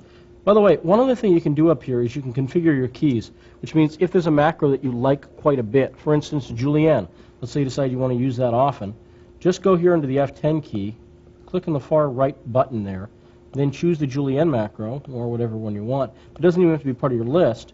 Now you'll see that the F10 key is Julienne assigned to it. So now whenever I want to run Julienne, I just hit the F10 key. Pretty darn simple. Okay, from here, let's continue on. And let me clear out what we've got here. I'm going to use the Z keyboard shortcut to get rid of this. Z's delete. And let's just start by loading the Porsche object. And the first problem that we want to solve here, and notice the Porsche object is fairly big, it takes a little while to load. The first actual problem we want to solve here is, hit the A key to fill this in, is that sometimes you have big objects. And when you're trying to set up a scene with an object like this, particularly if you've got a bunch of objects like this, it becomes very cumbersome. So one option is to use a stand-in object. And you can make a stand-in by using a macro called bounding box up at the very top.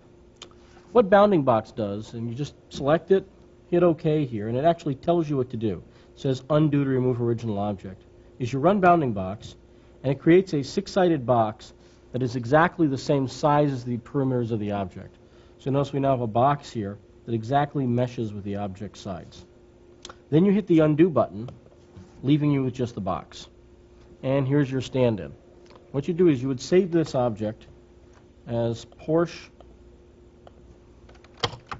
stand-in. I would quit the program. And now what I could do is I'll just clear out this scene. I could load up the stand-in object and just use this in the interim, just use this in the meantime until I get the scene set up. So I get this running. Anything I can do with the regular portion I could do with this. Let me actually turn it around. Well, actually, this will be fine like this. Start it here at 0, then up here at 30, and then at 15 we'll just have it back here a little bit. Let's also just go to the motion graph real quickly and give it an aligned to path. And you'll notice that since this object is just a bounding box, previews and everything else render extremely quickly. And I can get a good idea of what the motion is going to be like. Then when I want to actually use the object, go to the Objects menu, hit Replace, then just select the original one, and it's going to replace the actual Porsche right there. And so again, you'll see making a preview takes a little bit more time here, but we don't really need to now. We test it with the stand-in. So this is one way to use that bounding box macro. It's pretty handy. Now, let's start to use a couple of the other macros that we've worked with here. And first one I want to work with is point distributions. And this is going to actually lead us into a number of other macros. What point distributions does is it randomly creates a bunch of points, as many as you select up here at the top. And it distributes those points either in a round shape, a square shape. You can change fall-off settings, but I'm just going to leave it at the default settings, a radius of 1 by 1 by 1 meter. And I'll have it generate 50 points. Hit OK. And it's just going through here, making them. There we go. Hit OK. And here's just a bunch of points. So what are we going to do with a bunch of points? Well, a number of things, actually. This will actually create particle systems. These single-point objects are particles, and they're used as stars, for instance. They're also used for sparks coming off of fire. There's a lot of stuff you can do with particle things, but a lot of people are hesitant to get into it because they hear you have to do a lot of heavy programming and stuff like that. I want to show you a couple of real simple things you can do with particles just to get you started and show you how these macros function. The first thing I'm going to do is we've done a point distribution, but these won't be visible because they're just points right now. Now, if we want to make these points visible, there's another macro called points to polys.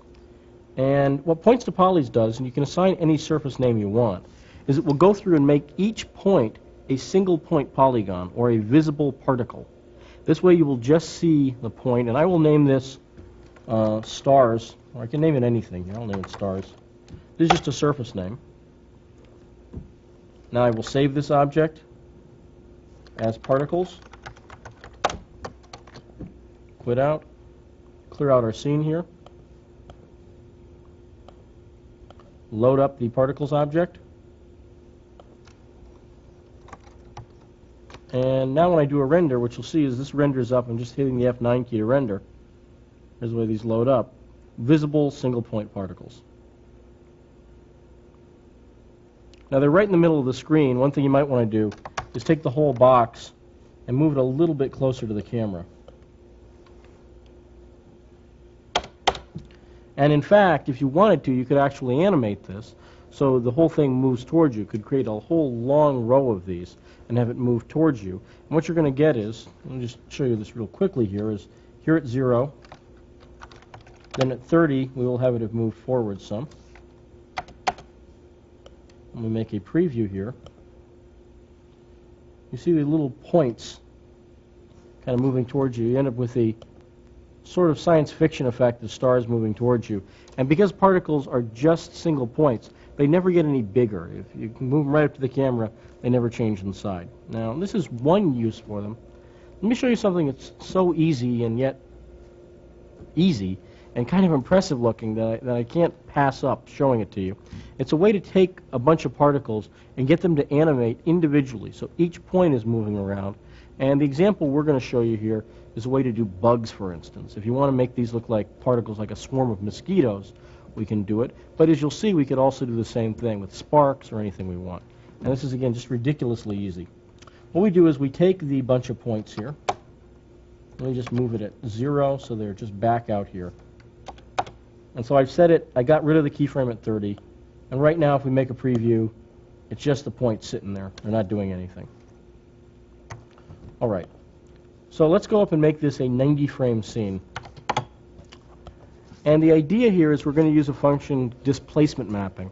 And we actually have a tape where we discussed displacement mapping. Just a quick refresher or reminder or introduction to displacement mapping, depending upon where you are. Displacement mapping actually moves polygons around. It's like bump mapping, but it actually moves polygons. And you can use it to get a flag waving or water rippling, anything like that. Well, we're going to actually use displacement mapping on these points. What you do is, we got the object called particles. Go to the objects menu. Make sure you've got that chosen. And let me just warn you now, this goes real quickly, so pay attention. There's no trick here. Here's what we do. You hit displacement mapping, choose ripples. We're pretty much done. By selecting ripples now, it's going to ripple these points around, and they're going to move almost like flies buzzing around. Now the only thing we might want to change, and the only thing I would change here, is that the wave speed is too high. Instead of 0.025, I'll make it 0.002. Hit Use Texture. And now let's just make a preview. And while it's making the preview, just remember the way this is going to work is it's actually moving the points around in this pattern. So when we watch the preview, you'll see that these things look like they're actually animating.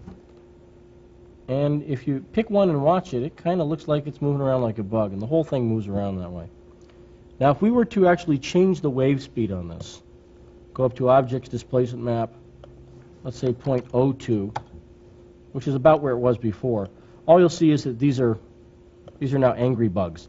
They're just moving around much quicker. And this could be used to do, for instance, the look of snow being shaken up in one of those little attractive glass tourist-like things where you shake it up, snow flies, or sparks coming off of something. There's a lot of different uses for this, but again, we're just using displacement map with this, and it's a real quick, easy trick here. Okay, now we got a couple other uses for the points here, so let's go back into Modeler, and we're going to see another macro that's kind of neat here, which is called Light Swarm. Cleared out the particles that we had. Let's just generate point distributions one more time. And I'm only going to generate 15 points this time.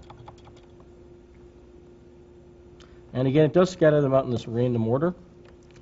And what I'm going to do now is we're going to come back to this. We'll hold on to this for a second. I'm going to run a macro called Light Swarm. And let me just give you an example of how you would use it in a sort of normal setting. We will save this. We'll come back and apply Light Swarm to it in just a minute. But let's go to another layer here.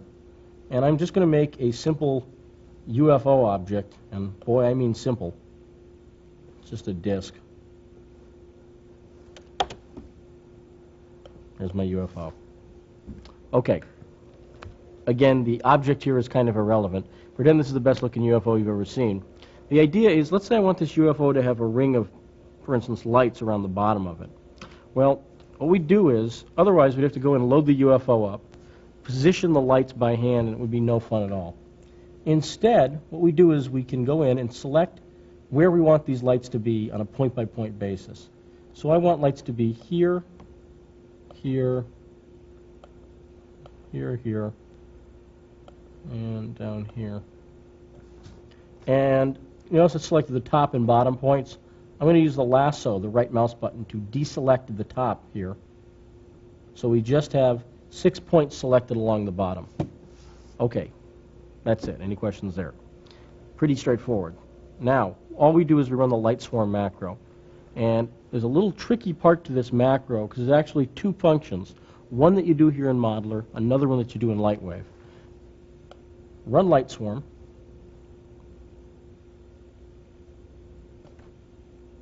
And what it's doing is it's coming up and giving you the requester that's asking you to save a scene. And you have to give this a name. And I'll call this UFO. And then it's coming up and it's giving you a bunch of light attributes. Now this panel here are attributes for the lights that the Light Swarm macro creates. And you can go and set these attributes up any way you want to. So I will make these point lights.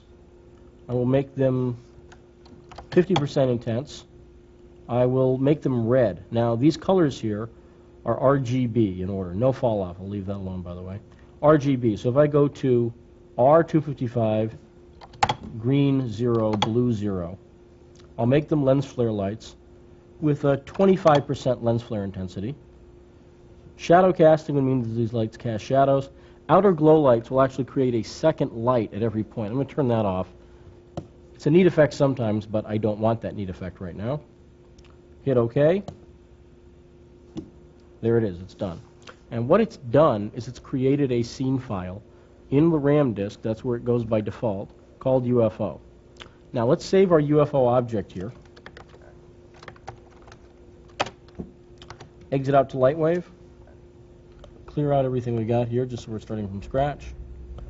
Load up the old UFO object. And now under Object Still, do a load from scene.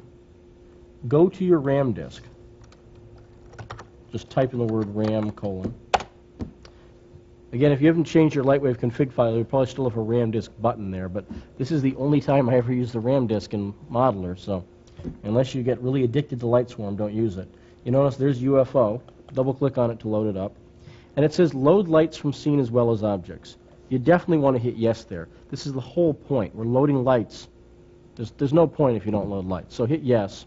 And then in 3.1, it's going to come up with a little error message telling you that it can't find a null object.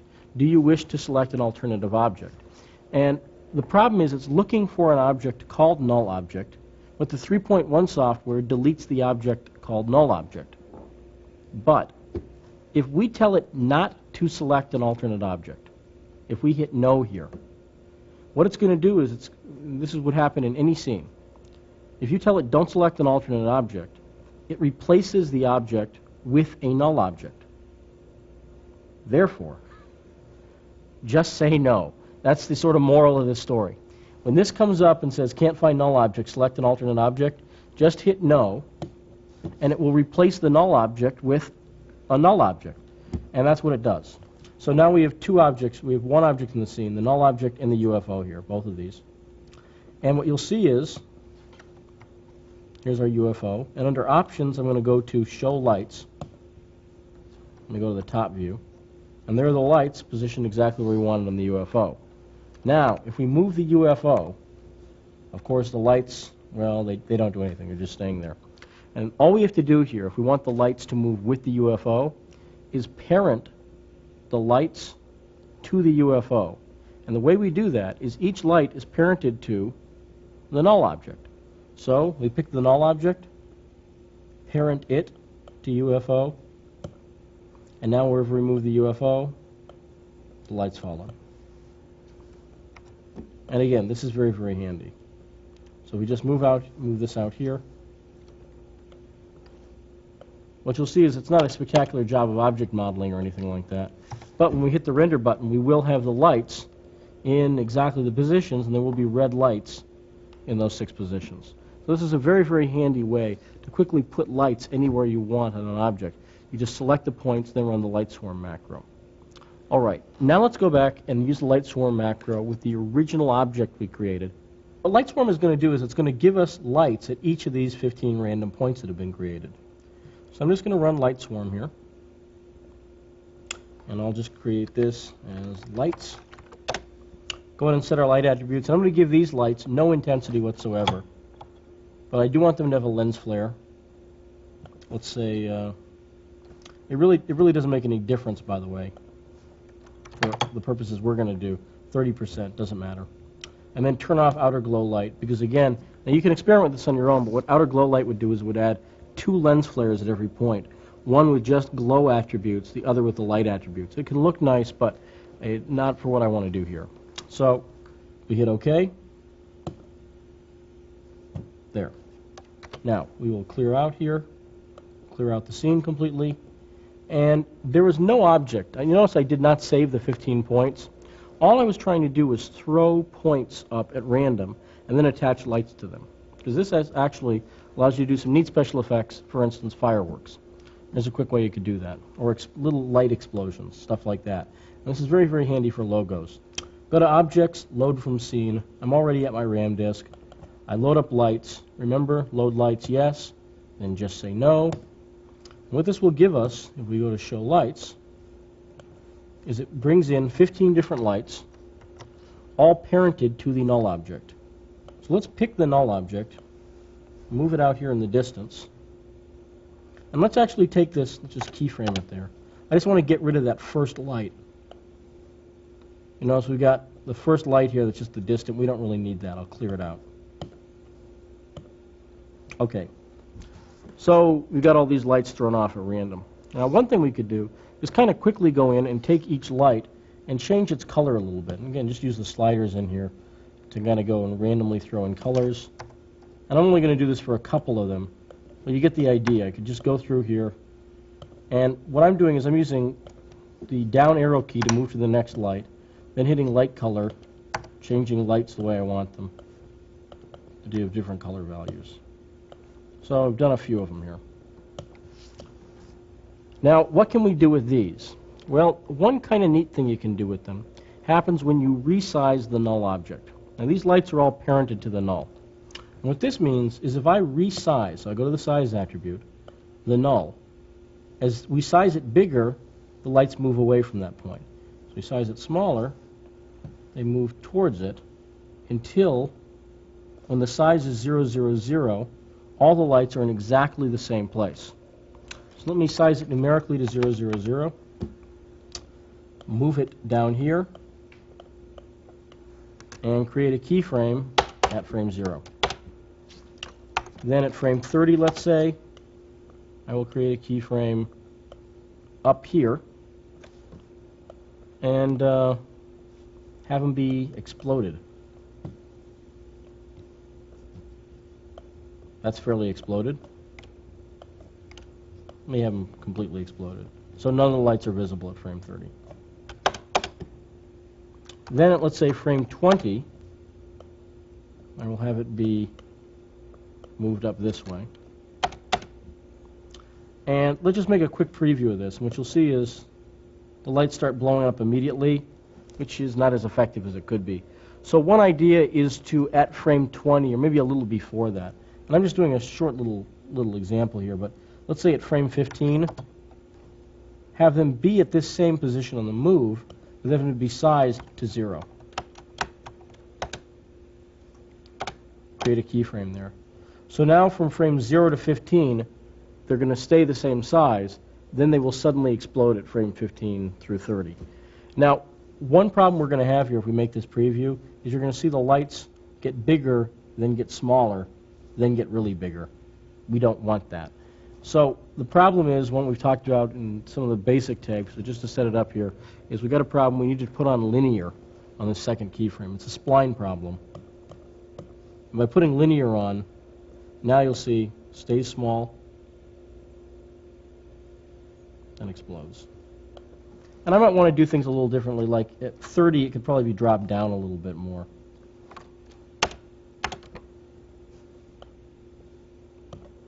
But you see the basic idea here. It goes up, explodes, and drops down.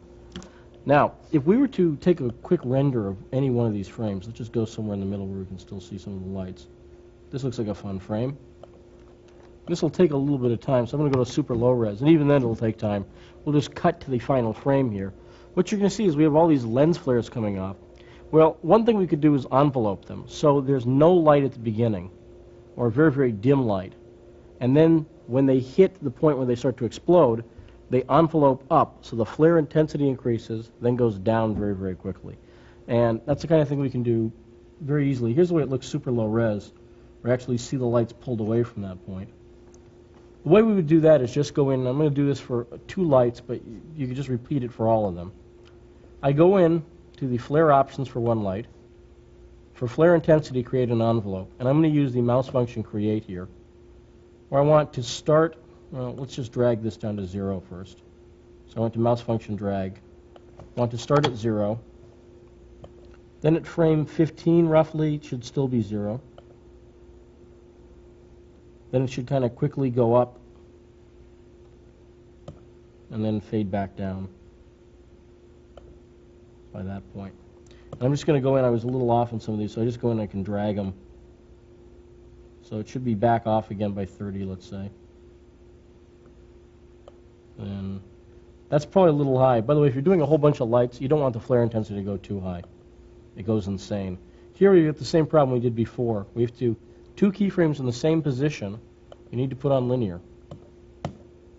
There we go. Now once this is created for one light, I just save this envelope. Light. Then go to the next light, flare options, intensity, load envelope, use envelope.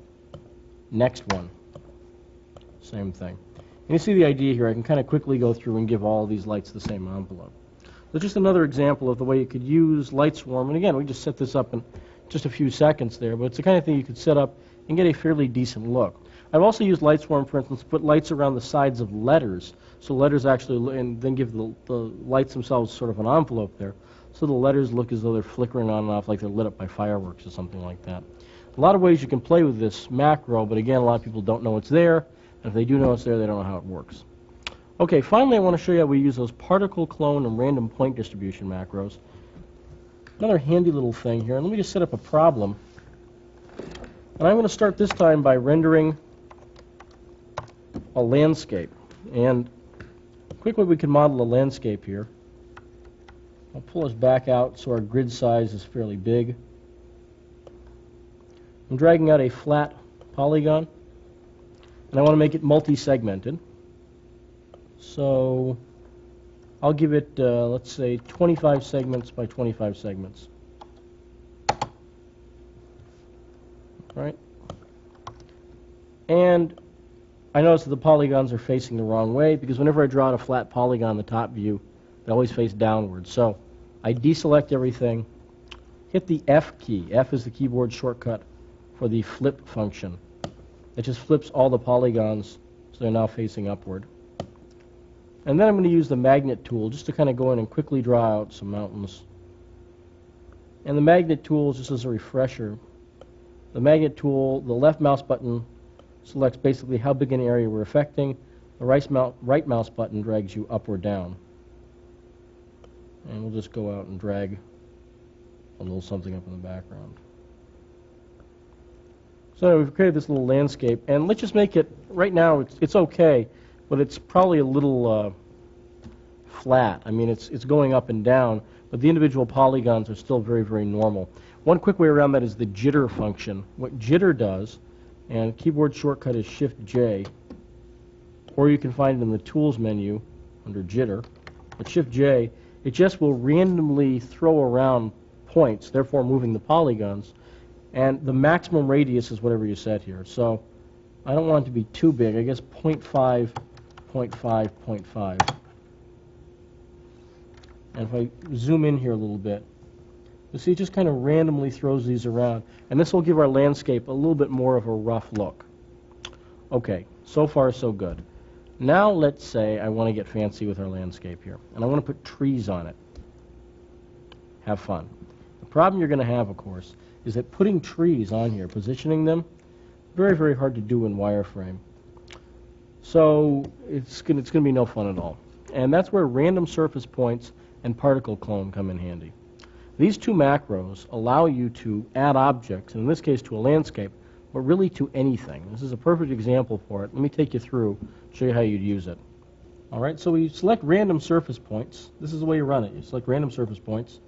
Then it says approximate number of points, and believe me, this is pretty approximate. There's a complex way this goes through and works. It's going to basically end up sort of, it's trying to lay it across, and it takes the square root of the number and all kinds of brainiac stuff. What dumb people like me remember is that whatever number you give it, it's going to give you less number of points. So if I give it, for instance, let's say 100 points, it's going to say how many it drew. And if I give it 100 over here, let's just see, it actually drew 32 of them. Okay, that works for me. So the idea is now we have 32 points, and you will see that they are put right along the surface of the object. Now, what we're going to do is we're going to generate a tree here, and then we are going to use particle clone to put the tree at these random points. So let's go to another layer. And rather than generating a tree, I'm going to do the smart lazy thing. Go to the landscape directory, I will just load up the coconut tree object that comes with the toaster. And let me just hold down the Shift key in the background and select layer 1. I just want to see how the coconut tree compares to the... Yeah, this is okay. The coconut tree is probably a little big compared to the landscape. It's just the landscape that I created was small compared to the real world. So let's actually go in here and resize the tree down. It'll work a little bit better. And yeah, that works a little bit better. And then let's just take a look at the tree. And I want the tree so it's basically the bottom of the tree is at the 0 point, right like this. But I want the tree centered in other ways. And the quick way to do this is a macro center 1D. This lets you center it in any one dimension. In this case, I want to center it on the x-axis and the z-axis.